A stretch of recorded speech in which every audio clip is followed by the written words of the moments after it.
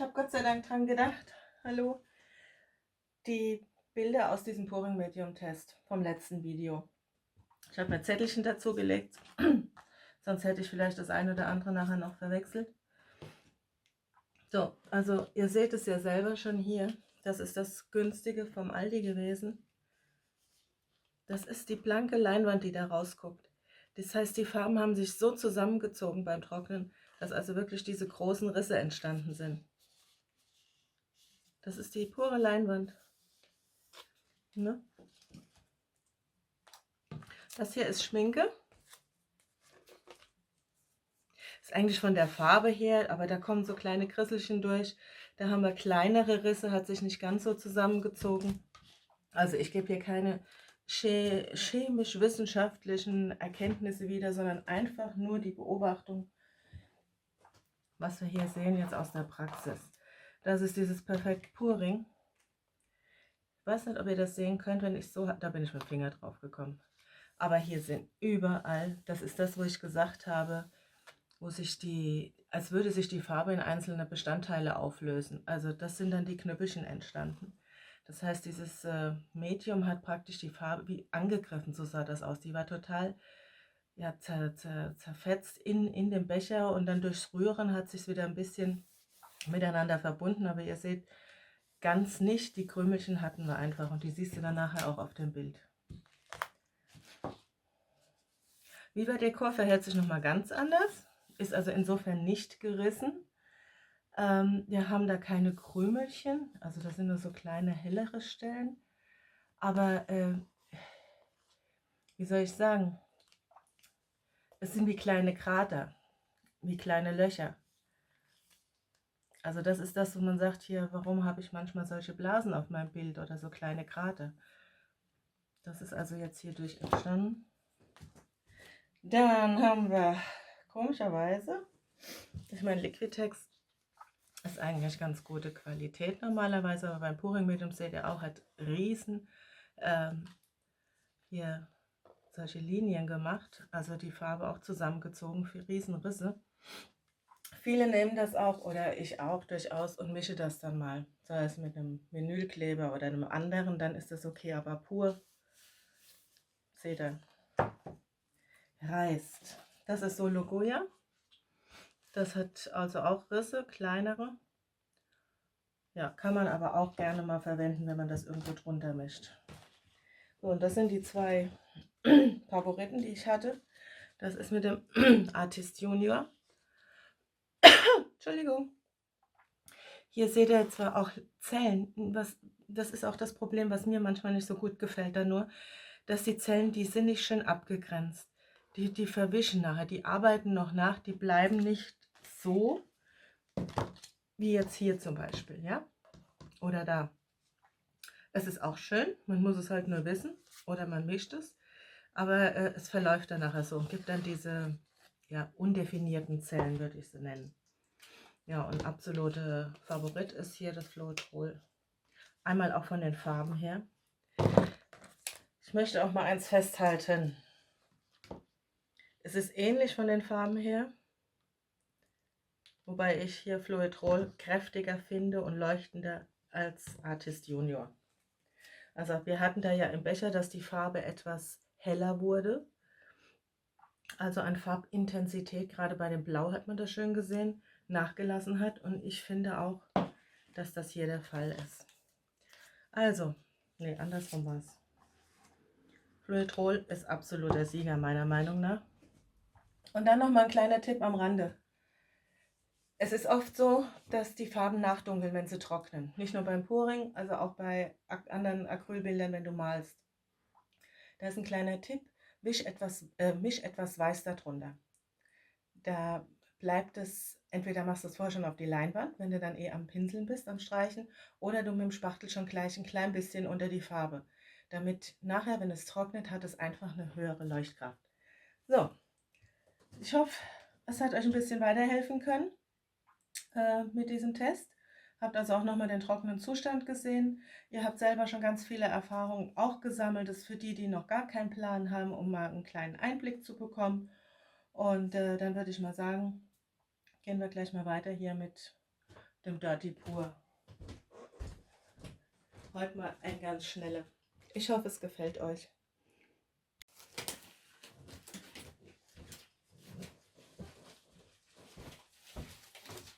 Hallo.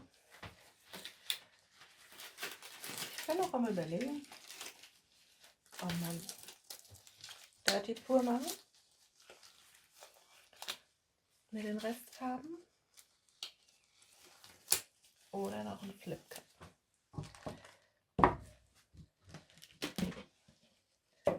So, ich bin erstmal dafür, dass wir weißes Kissen machen.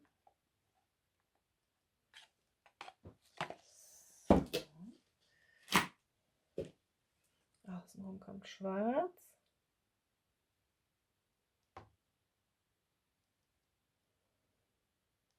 Wir machen das heute mal anders. Man sieht, man gibt verschiedene Wege. Das einzigst Wahre gibt es nicht. Was für den einen auch gut ist oder wie er welche Technik er nimmt, muss für den anderen nicht unbedingt gut sein. Ne? So.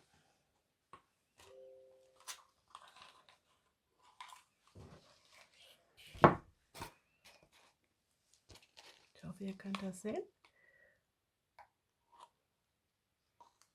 Blau. Das Gelb.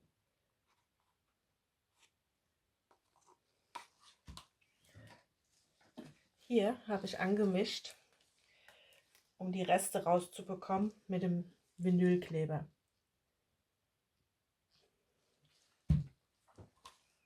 Und nochmal Gelb drüber.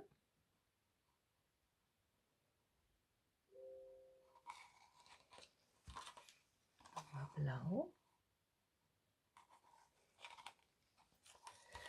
Noch ein bisschen Pink. Ich liebe es. Und, nee, das braucht doch ein bisschen, machen wir mal ein bisschen weiß.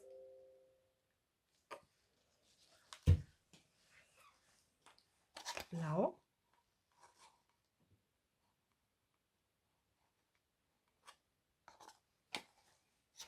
Nochmal Gelb.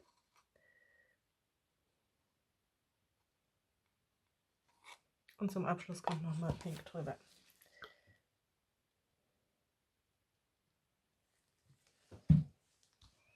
So, Dille. Wir könnten das jetzt auch ein bisschen verstreichen. Schau mal.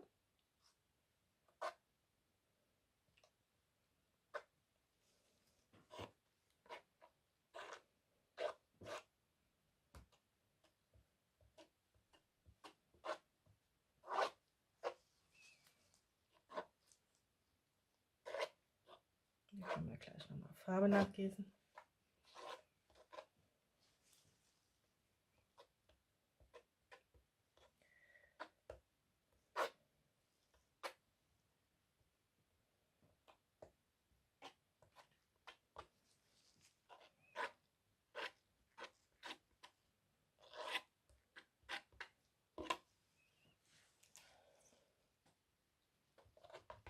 So. Da können wir gleich noch weitermachen. Stellen. So. Wir haben kein Silikon, nichts drin.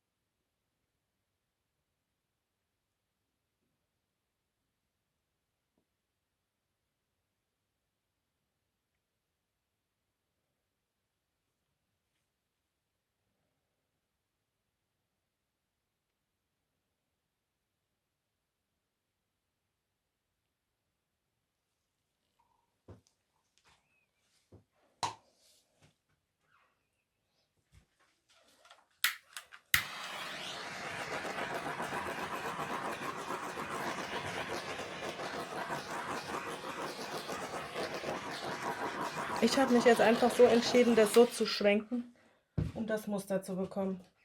Es müssen nicht immer Kreise sein. Und diese Farb hier, Gestaltung mit dem Gelb und dem Pink, schon mal toll.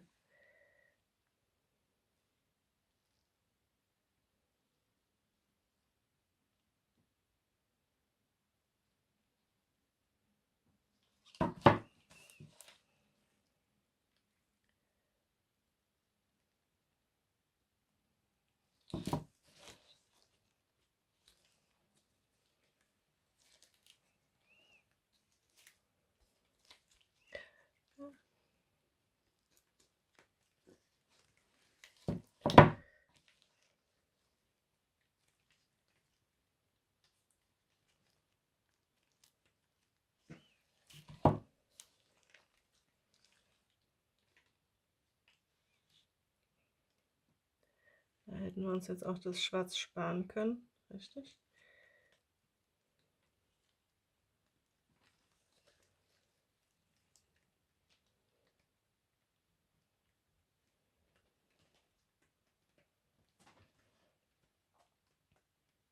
Ich habe auch vielleicht ein bisschen viel Farbe jetzt, das können wir hier runterziehen. Dann habe ich die schöneren Farben nämlich und das Muster, wie ich es haben möchte, auf dem Bild.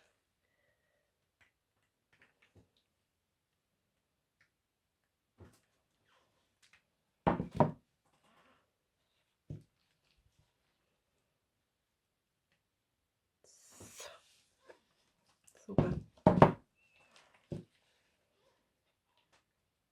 Und nochmal in die Richtung.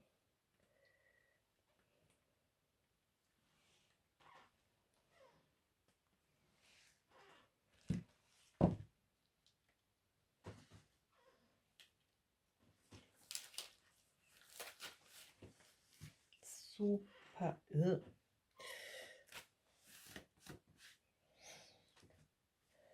Und zwar hat es Tiefe bekommen durch das Blau. Vielleicht kriegen wir noch ein paar.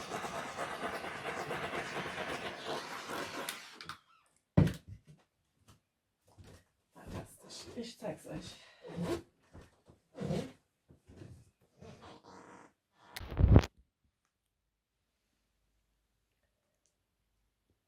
Oh, dieses Orange kommt gar nicht so gut zur Geltung.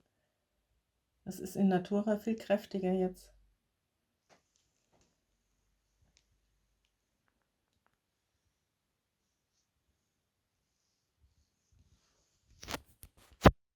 Auch das Gelb. Jetzt, oder?